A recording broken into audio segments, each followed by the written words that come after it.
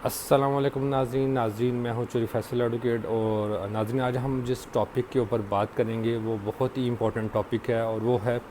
Dishonour of check. यानी कि अगर आपको कोई भी चेक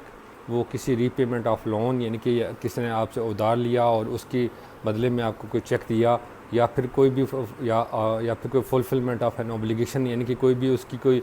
किसी कॉन्ट्रैक्ट के बदले में किसी आप उसकी कोई लीगल ऑब्लिगेशंस थी, उसके बदले में आपको कोई उसने चेक दिया, तो उस और वो आपको चेक दिया और वो चेक जब वो आपने अपने बैंक अकाउंट में प्रेजेंट किया और वो डिसऑनर हो गया, तो उसके ख़िलाफ़ फिर आप डिसऑनर हो गया तो आप उसके ख़िलाफ़ क्या कार्रवाई कर सकते हैं। तो आज हम इस टॉपिक के ऊपर बात करेंगे और बहुत ही इम्पोर्टेंट टॉपिक है ये। और इस टॉपिक से रेलिवेंट बहुत ज़्यादा लिटिगेशंस हो रही हैं हमारी कोर्ट्स के अंदर। और मैं समझता हूँ कि ये जो टॉपिक था ये इसीलिए मैंने स्टार्ट में ये इसके ऊपर बात करने की कोशिश की, ताकि जो हमारी जनरल पब्लिक है इस हवाले से उनको अवेयरनेस हो और वो उनको पता चले कि इस हवाले अगर उनके पास कोई ऐसा मामला आ जाता है कि उनको कोई पर्सन जो है वो चेक देता है और वो जब अपने अकाउंट में प्रेजेंट करते हैं और वो डिसऑनर हो जाता है, तो वो क्या उनके पास क्या क्या राइट्स अवेलेबल हैं और वो कौन कौन से एक्शंस ले सकते हैं उस बंदे के ख़िलाफ़ और कौन कौन से फोरम पे ऊपर जा सकते हैं। तो सबसे पहले हम इस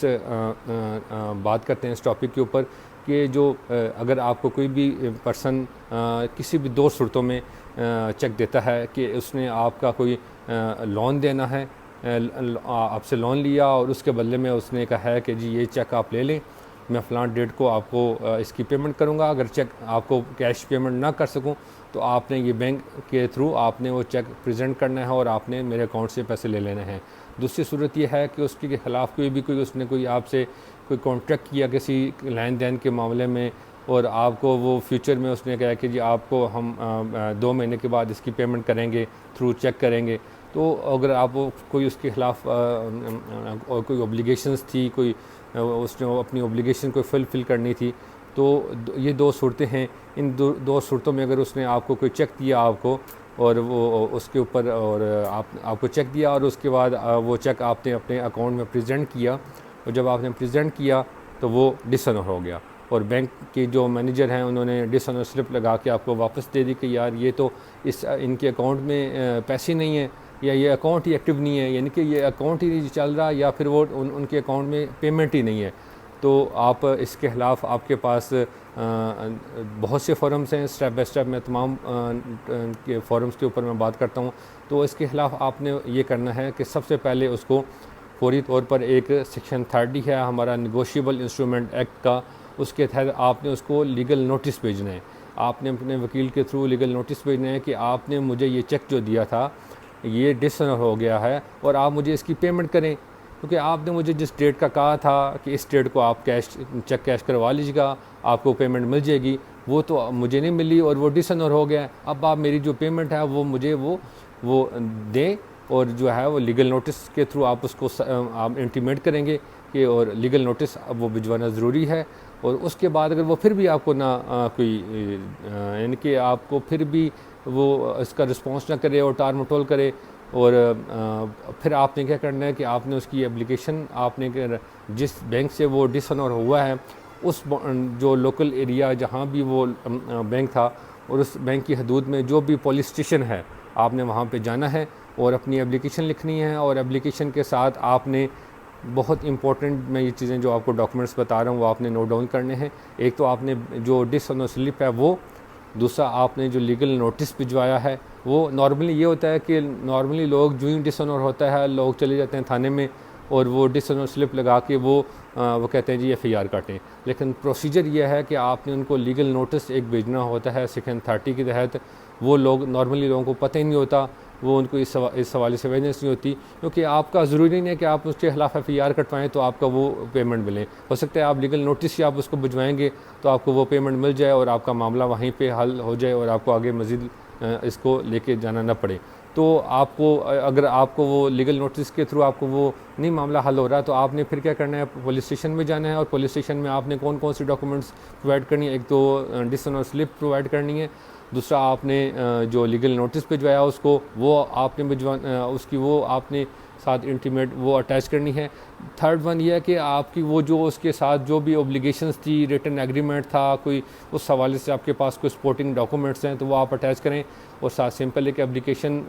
सिंपल पेज पे आप एप्लीकेशन लिखें SHO के नाम पे, और आप उनको FIR के लिए दरख्वास्त दे दें कि इसके ख़िलाफ़ FIR काटी जाए। और FIR किस सेक्शन के तहत काटी जाएगी? वो है सेक्शन पाकिस्तान पिनल कोड का सेक्शन 489F का, जो कि रेलिवेंट टू दिस सब्जेक्ट है। वो कहता है कि जी कोई भी शख्स किसी एक इंसान को चेक देता है टुवर्ड रीपेमेंट ऑफ लोन और फुलफिलमेंट ऑफ ऑब्लिगेशन, और वो चेक डिसऑनर हो जाता है, तो उसको फिर वो यानी कि वो उसकी वो बदनीयती थी और उसने जानबूझकर वो आपको वो चेक दिया ऐसा कि उसको पता था मेरे अकाउंट में पैसे नहीं है, और फिर भी वो जानबूझकर आपको वो चेक दे रहा है कि वो ये जब देंगे और वो डिसऑनर हो जाएगा और इनको तो इनकी पेमेंट नहीं मिलेगी, तो फिर उसको section 489F of Pakistan penal code का ट्रैक करता है और उसके तहत उसके खिलाफ FIR होगी। और FIR होने के बाद उसमें अब ये दो तीन मोस्ट इम्पोर्टेंट चीज़ें हैं जो मैं आपको बताना चाहता हूँ कि अगर तो कोई आपको आप सिंगल पर्सन है, इंडिविजुअल टू इंडिविजुअल को अगर कोई इस तरह का मामला हो रहा है तो फिर तो आपको सिंपल आपने खुद देना है। अगर तो आपको आप एज ए कंपनी है, यानी कि कंपनी के नाम पे वो चेक लिखा हुआ है, तो ये बहुत ही इम्पोर्टेंट चीज़ है। और वो अगर कंपनी के नाम पे चेक है तो फिर आपने ये करना है कि कंपनी के जो डायरेक्टर्स हैं, आप अगर यानी कि मुझे चेक मिला है किसी और मेरी कंपनी के नाम मेरा चेक था और मुझे कंपनी के नाम पे वो मिला है, तो फिर ये करना है कि आपने कि जो कंपनी के जो डायरेक्टर्स हैं उनकी एक रेजोल्यूशन पास होगी, और वो रेजोल्यूशन पास करवाने के बाद आपने ये करना है कि जिस बंदे को आप नॉमिनेट करेंगे डायरेक्टर्स, वो जाके कॉम्पिटेंट होगा FIR करवाने के लिए। वो फिर आपने रेजोल्यूशन की कॉपी और आपने कंपनी के जो डॉक्यूमेंट्स हैं, रजिस्टर्ड कंपनी के डॉक्यूमेंट्स हैं, वो भी आपने FIR के साथ अटैच करने हैं। नॉर्मली ये होता है कि लोग वो रेजोल्यूशन पास नहीं करते और सिंपल जो कंपनी के बिहाफ पे जो FIRs होती हैं वो सिंपल इसी तरह करवा दी जाती हैं जैसे कि नॉर्मल जो दूसरे लोग करवाते हैं। तो कंपनी की सूरत में ये एक डिफरेंट स्टोरी है कि आपने कंपनी, अगर आपका कंपनी के प्रेसिडेंट कर रहे हैं तो आपने रेजोल्यूशन पास करवानी है बोर्ड ऑफ डायरेक्टर्स की, और आपके पास अथॉरिटी लेटर होगा बोर्ड ऑफ डायरेक्टर्स का, तो फिर आप जाके FIR करवाएंगे तो फिर आपके लिए वो हेल्पफुल होगी। अदरवाइज़ वो आपके लिए जब वो ट्रायल चलेगा तो आपके लिए वो काफ़ी नुकसानदेह होगी। तो ये जो मेन चीज़ें थी, और इसमें आप ये देखें जो सेक्शन 489F जो है हमारा पाकिस्तान पिनल कोड का, उसमें ये कहता है कि इसको चाहे वो 1 लाख की अमाउंट हो, चाहे वो 10 करोड़ की अमाउंट हो, चाहे वो जितनी भी अमाउंट है उसके वो डिसऑनर ऑफ चेक की, तो उसमें उसको 3 साल सज़ा और फ़ाइन। और ये फ़र्स्ट क्लास जो मैजिस्ट्रेट है उसकी, यानी कि जो नॉर्मली यही होता है कि जो रेलिवेंट जुडिशल मैजिस्ट्रेट होता है उसकी कोर्ट में ये ट्रायल चलता है, और फ़र्स्ट क्लास मैजिस्ट्रेट के ये इसका ट्रायल है, और ये कंपाउंडेबल ऑफेंस है। यानी कि अगर आपको आप काबिल राज़ीनामा ये ऑफेंस है, अगर आप चाहें कि आपको आपकी जो अमाउंट मिल जाए आपको थ्रू FIR करवाने के बाद, और आप उसको माफ़ कर दें कि जो उसने बदनीयती की बेस पे आपको वो चेक दिया और आपने जब प्रेजेंट किया और उसने वो चेक कैश नहीं हो सका, तो आप उसको चाहें तो वो माफ़ कर सकते हैं और अपना वो केस वो वहीं पे वो हो सकता है। यानी कि वो कंपाउंडेबल ऑफेंस का मतलब ये होता है कि आपका काबिल राज़ीनामा ये ऑफेंस है और आप इसमें कंप्रोमाइज़ कर सकते हैं। और इसमें अब दूसरी जो सूरत हाल है, अब ये जो जैसे 489F में तो उसके ख़िलाफ़ FIR हो जाएगी, और FIR तो उसको FIR के तहत तो उसको सिर्फ सज़ा मिलेगी जो कि 3 साल सज़ा है, और या फिर जुर्माना, चाहे वो उसकी अमाउंट जितनी भी हो, 1,000 से लेके 1 करोड़ की हो, या जो भी अमाउंट होगी डिसऑनर ऑफ चेक की, उसको सज़ा इतनी होगी। अभी कुछ मैंने देखा था कि कुछ दोस्तों की सोशल मीडिया के ऊपर वीडियोज़ हैं, वो वहाँ पे मेंशन कर रहे हैं कि एक अमेंडमेंट आ गई है। ऐसी अमेंडमेंट कोई भी अभी तक, यानी कि मैं 2020 तक अभी तक कोई अमेंडमेंट ऐसी पास नहीं हुई जिसमें इनकी सज़ाएँ बढ़ाई गई हों और जुर्माना बढ़ाया गया हो। हाँ, ये अमेंडमेंट ज़रूर कौमी असम्बली के फ्लोर के ऊपर मौजूद है, पेंडिंग है और अभी तक पास नहीं हुई, लेकिन अभी तक जो इसकी पनिशमेंट है और जो फ़ाइन है वो 3 इयर्स है, और 3 इयर्स और फ़ाइन हो सकता है जो भी। लेकिन अगर आपको FIR के तहत तो आपका रिकवरी तो आपकी अमाउंट की रिकवरी नहीं होगी, फिर उसमें आपने ये करना है कि आपने इसके ख़िलाफ़ एक रिकवरी सूट दायर करना है जो कि ऑर्डर 37 सिविल प्रोसीजर कोड के तहत होगा, और वो समरी ट्रायल है, यानी कि समरी ट्रायल का मकसद ये होता है कि ये नॉर्मल जो सिविल सूट्स होते हैं उनकी तरह लेंथी ट्रायल नहीं होगा, यानी कि सालों को साल वो केस नहीं चलेगा और वो विद इन मंथ वो आपका वो समरी ट्रायल प्रूफ हो जाएगा। और उसमें होता भी है नॉर्मली कि आप जो केस वो दायर करेंगे रिकवरी सूट, और आपको जो आपकी अमाउंट की जो रिकवरी मिलनी है वो आपको थ्रू रिकवरी सूट मिलेगी, ना कि आपकी जो एफआईआर के तहत मिलेगी। एफआईआर के तहत सिर्फ उसको सज़ा होगी और इनफ उसको, और उसके अलावा और कुछ भी नहीं होगा, यानी कि उसको सज़ा या जुर्माना होगा, जो कि आपको आपकी जो अपनी अमाउंट है वो तो नहीं मिलेगी। अगर आपने अपनी अमाउंट रिकवर करनी है तो वो उसके लिए आपको रिकवरी सूट दायर करना पड़ता है नॉर्मली। दूसरी चीज़ यहाँ पे एक चीज़ और मैं क्लियर कर दूँ कि नॉर्मली ये एक होता है कि आप कोई भी दो पैरेलल जो लिटिगेशंस नहीं चला सकते एक मैटर से रेलिवेंट, लेकिन ये जो हमारा जो मैटर है डिसऑनर ऑफ चेक का, जो क्रिमिनल जो लिटिगेशन है वो है उसकी जो उसकी डिसऑनेस्टी थी, जो उसने जानबूझकर हमारे साथ डिफ्रॉड किया कि उसने हमें चेक दे दिया और उसके अकाउंट में पैसे नहीं थे और वो डिसऑनर हो गया, तो उसकी उसको सज़ा मिलनी थी। और जो हमारी रिकवरी जो अमाउंट होनी है वो हमने उसको सिविल सूट के तहत करनी है, वो जो कि वो हमारा ऑर्डर 37 सिविल प्रोसीजर कोड के तहत वो सूट होगा और समरी ट्रायल होगा। उसमें ये भी होता है जब वो आप केस दायर कर देंगे और उसमें जब वो आएंगी दूसरी पार्टी डिफेंडेंट पार्टी आएगी तो उनको वो रिटन स्टेटमेंट नहीं देनी पड़ेगी, बल्कि आपको उसको लीव टू डिफेंड देना पड़ेगा कि उसके पास भी अगर कोई प्रूफ है कि यार ये कोई चेक जो झूठा था या कोई इस तरह का था तो फिर तो वो उसका वो केस आगे चलेगा। अदरवाइज़ जो ही वो दूसरी पार्टी आएगी लीव टू डिफेंड अगर उनकी एक्सेप्ट नहीं होती वहीं पे आपका केस डिक्री हो जाएगा और उसके बाद आप एग्जीक्यूशन लगाएंगे और एग्जीक्यूशन में आपको अमाउंट आपकी रिकवर हो जाएगी। तो ये इसमें मोस्ट इम्पोर्टेंट टॉपिक था और ये इसमें आज मैंने कहा इसके ऊपर डिस्कस करें। और अगर आपके पास कोई भी इस तरह का मैटर आ जाता है 489F के हवाले से, यानी कि आपका कोई चेक डिसऑनर हो जाता है, तो जैसे मैंने आपको बताया कि इसमें दो तरह की हैं कि अगर आप तो इन पर्सन हैं तो इट्स ओके, फिर आप खुद आप देंगे। अगर आप कंपनी के बिहाफ पे आप एफआईआर करवा रहे हैं तो फिर आपके पास कंपनी के जो डायरेक्टर्स हैं उनकी रेजोल्यूशन होना, बोर्ड ऑफ डायरेक्टर की रेजोल्यूशन होना बहुत ज़रूरी है। उसके लिए है कि आपका फिर, क्योंकि अगर आपकी रेजोल्यूशन नहीं होगी तो वो सिंपली वो फिर ट्रायल में इजीली वो बरी हो जाएंगे। और क्योंकि कॉम्पिटेंट पर्सन आप नहीं होंगे, कॉम्पिटेंट पर्सन आप तब भी हो सकते हैं जब आपको बोर्ड ऑफ डायरेक्टर के तहत आप अपॉइंट हुए हों, आप through relevant to this case. तो फिर और दूसरा ये है कि आप 489F के तहत एफआईआर करवाएंगे और अगर आपने रिकवरी सूट करना है और आपने रिकवरी करनी है तो आप उसके लिए आप रिकवरी सूट में जाएंगे जो कि ऑर्डर 37 सिविल प्रोसीजर कोड के तहत होगा। और वो समरी ट्रायल है वो बहुत जल्दी हो जाता है, उसके लिए कंक्लूड हो जाता है। तो ये आज हमारा टॉपिक था कि हम आज 489F पे, यानी कि आपका कोई भी इस तरह का मैटर आ जाए और आप उसमें कौन से फोरम पे जा सकते हैं और किस तरह आप दर्ज करवा सकते हैं। एक चीज़ और मैं इसमें आपको बता दूं, एक मेन जो इम्पोर्टेंट पॉइंट है कि जब आप एफआईआर करवाते हैं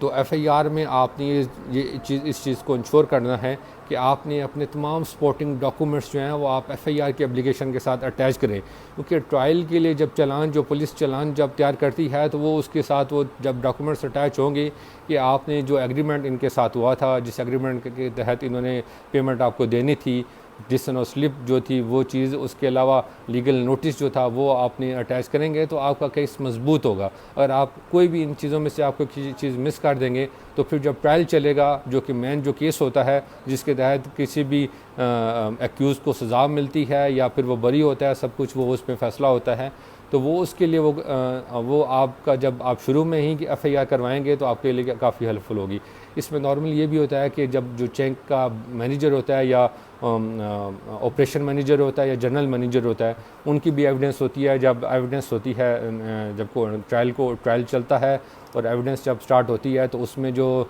बैंक का जो मैनेजर होता है वो भी आता है और वो भी बताता है कि हमारे पास इस अकाउंट में फ़लाँ अकाउंट में ये चेक प्रेजेंट हुआ था और हमने जब ये चेक कैश के लिए किया, हमने फॉरवर्ड किया फ़लाँ बैंक को इस अकाउंट में के लिए, तो फिर वो हमें डिसऑनर मिला और उसके अकाउंट में वो नहीं थी। अब नॉर्मली एक और यहाँ पे मैं डिस्कस करता चलूँ तो इसमें दो ये पॉइंट्स थे जिसके तहत ये 489F का जो एफआईआर है वो हो सकती है। अगर तो वो आपको चेक कहीं से मिला और आपने वो फिल करके वो प्रेजेंट कर दिया, तो फिर तो इस पर कोई 489F नहीं अट्रैक्ट करती। या उस इन दोनों सूरत हाल के अलावा कोई सिविल लिटिगेशंस हैं, कोई सिविल मैटर है, उसके तहत आपको कोई वो एफआईआर सिविल लिटिगेशंस के ऊपर 489F की एफआईआर नहीं होती। और इसके ऊपर हमारी इस्लामाबाद हाई कोर्ट की भी लैंडमार्क जजमेंट्स के ऊपर हैं कि सिविल मैटर्स में वो सिविल सूट दायर करेंगे, ना कि 489F के एफआईआर का जो है वो दर्ज करेंगे। वो अपना सिविल यानी कि सूट फॉर स्पेसिफिक परफॉर्मेंस है, रेंडिशन ऑफ अकाउंट्स है, वो उस तरफ जाएंगे, ना कि वो हर कोई इस तरह का मैटर हो तो वो 489F में आ जाए। 489F तब भी अटैक करेगी जब अगर आपने उसकी एक्यूज़ ने आपका कोई लोन देना हो या फिर उसकी कोई ऑब्लिगेशन हो उसके तहत कोई वो उसे फिलफिल करनी हो, तो तब भी वो 489F अट्रैक्ट करेगी। अदरवाइज़ वो अट्रैक्ट नहीं होगी 489F और उसके ख़िलाफ़ एफआईआर नहीं होगी। और अगर पुलिस एफआईआर ना काटे, आप एप्लीकेशन दें और पुलिस स्टेशन में आपने एसएचओ को एप्लीकेशन दी और उसने एफआईआर नहीं काटी आपकी 489F के ऊपर, तो फिर आपने क्या करना है? तो उस सूरत में यह है कि फिर आप अगर आप पुलिस उसके ख़िलाफ़ कार्रवाई नहीं कर रही F154 के तहत, सेक्शन 154 CRPC के तहत एफआईआर नहीं काट रही, तो फिर आपने ये करना है कि आपने एसपी कंप्लेनेंट जो होता है उसके ख़िलाफ़ उसके पास उसके ऑफ़िस में आपने जाके एप्लीकेशन देनी है कि हमने फ़लाँ डेट को एसएचओ रेलिवेंट पुलिस स्टेशन को हमने एप्लीकेशन दी और उसने एफआईआर नहीं काटी, और आप उनको डायरेक्शन दें कि ये फौरी तौर पर जो है एफआईआर काटें और कानूनी कार्रवाई करें। तो फिर एसपी साहब जो हैं वो एक इंक्वायरी मार्क करेंगे डीएसपी को या एसएचओ को, और वो विद इन वीक जो है वो इंक्वायरी वो कंप्लीट करके अपनी वो रिपोर्ट एसपी साहब को देंगे और एसपी साहब उसके ऊपर अपना डिसीजन देंगे। और इन केस अगर वो एसपी साहब भी अगर वो डिसीजन देते हैं कि नहीं जी आपकी तो एफआईआर नहीं बनती और सब कुछ अब ये झूठा मुकदमा है और ये झूठा मामला है, और अगर आप फिर भी समझे नहीं इन्होंने अच्छा हमारी फेवर में नहीं दिया, तो फिर भी आपके पास एक फ़ोरम है, उस पर आपका फ़ोरम ये है कि आप 22A लगा सकते हैं सेशन कोर्ट में। 22A CRPC यानी कि जस्टिस ऑफ पीस की पटिशन दायर कर सकते हैं,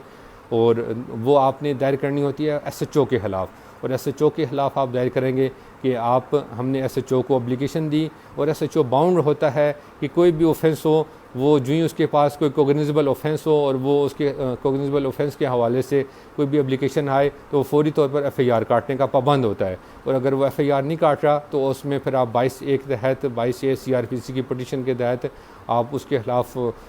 जस्टिस ऑफ पीस की आप पटिशन दायर करते हैं, और उसमें ये होता है फिर वो डायरेक्शन पास करता है एसएचओ को कि आप इस हवाले से फौरी तौर पर एफआईआर रजिस्टर करें और आप जो है